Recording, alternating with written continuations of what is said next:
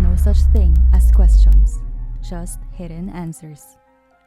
Stay tuned to PH Murder Stories as we revisit the inconceivable crimes that exist. Some listeners may find the following content of PH Murder Stories highly disturbing due to its graphic nature. PH Murder Stories does not condone nor promote violence in all sorts. Viewer discretion is advised.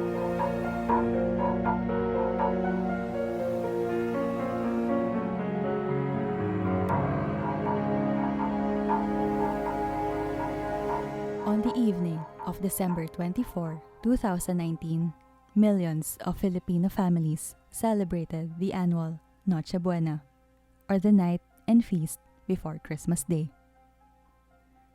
It was a feast where most people would consume delicious delicacies such as ham, queso de bola, and other known Filipino cuisines, in anticipation of the annual Christian festival celebrating the birth of Christ.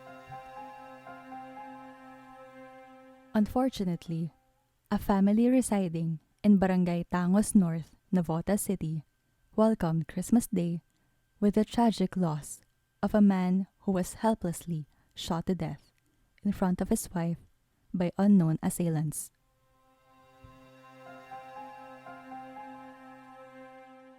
The victim was Rhyan Cuarteros, a 32-year-old construction worker.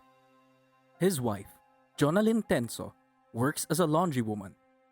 Together, they lived a humble life, with a 15-year-old son named JP and two daughters, ages 11 and 5. Before the incident, Rhyan and Jonalyn's family were just celebrating Noche Buena.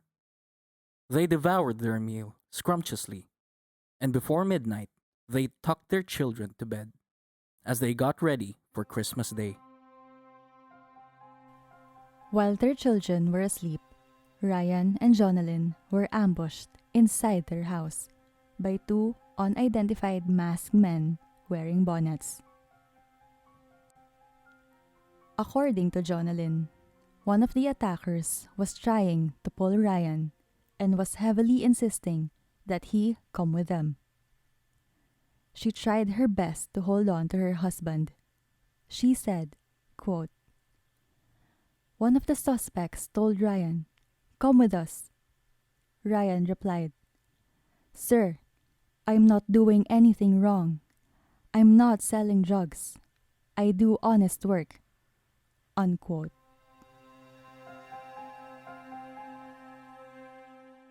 Unfortunately, the perpetrators shot Rhyan twice, which led to his terrible death. The suspects quickly fled the scene afterwards. Their son, JP, was singing karaoke with some neighbors when they heard a gunshot, which they thought were firecrackers. He told reporters, quote, "I didn't even know that the man standing near us was one of the suspects in the crime. After we heard the second gunshot, we ran after him, but he tried to shoot us." Unquote.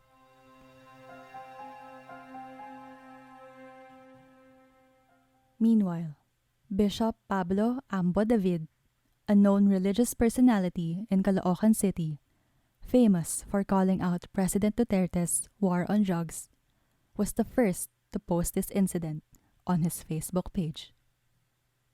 He called on the faithful, quote, "Even as you enjoy Christmas with your family, please whisper a silent prayer of consolation and hope to the baby Jesus of Bethlehem for Ryan's family. May God hear our prayers for an end to this senseless violence." Unquote. Meanwhile, authorities determined that Rhyan died of gunshot wounds in the upper chest and his left armpit. One of the two bullets entered the victim's heart and exited through his lungs. The other pierced his right shoulder. Many critics have insisted that Rhyan was a victim of the government's extrajudicial killings. Jonalyn described her partner as a hard-working father who uses his bicycle to go to and from the construction site. She insists that her partner was a mistaken identity victim, as the assailant was looking for a drug peddler when he barged into their house. She told reporters, quote, "Our neighbors told me he wasn't even the target. They said it was supposed to be a man in the house next to ours." Unquote. According to residents in the area, Ryan and Jonalyn's neighbor have just been released from jail on drug charges. The Navotas City Police, on the other hand, acknowledged Jonalyn's mistaken identity angle and would look into every possible solution that they could find to solve the murder of Rhyan Cuarteros.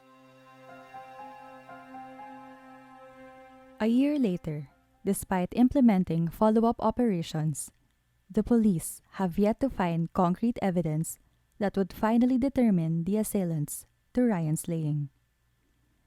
It seems like justice for alleged victims of extrajudicial killings would pile up the number of unsolved cases.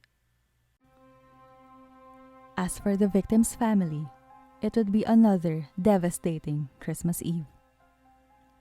When the couple's youngest daughter was asked what she could remember about Christmas Day, she said, quote, "Blood," unquote. Ryan was just a humble man that prioritized the welfare of his family. After spending the day at construction sites, he would tap out early to be with his loved ones. His partner, Jonalyn, would never forget the tragedy that struck their family before the couple went to sleep on Christmas Eve.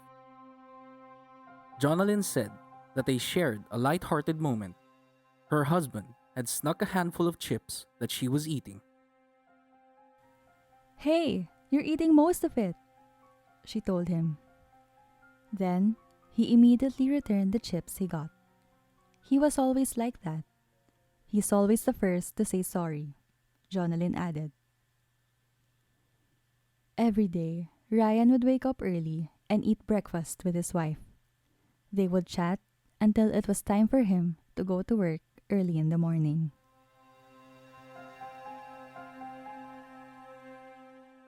Sadly, Christmas Day will always remind Jonalyn and her family of the painful demise of their beloved Ryan. Ryan was a simple family man that worked as a construction worker. His family, just like any other victim of the controversial war on drugs, deserves justice. In the spirit of the holidays, may we always keep our family safe and guarded in these trying times. The murder of Ryan Cuarteros on December 25, 2019, proves that not everyone is 100% safe, even in times of celebration. We wish Jonalyn, their son JP, and their two young daughters to get justice for Ryan's sorrowful death. To our listeners, thank you for listening to our Christmas episode. Stay tuned for part 2 of the slaying of Alona Bacolod de Cleo and the Bacolod family massacre. This podcast is brought to you by Review Visuals. Do you like our podcast? Support us on www.buymeacoffee.com/phmurderstories through a one-time donation or by subscribing to our monthly exclusive content. You can find the link in the description. Buy Me a Coffee is the best way for creators and artists to accept support and membership from their fans. This platform is a convenient way for the listeners of this podcast to support us through one-time donations or enjoy exclusive content through our monthly or yearly membership.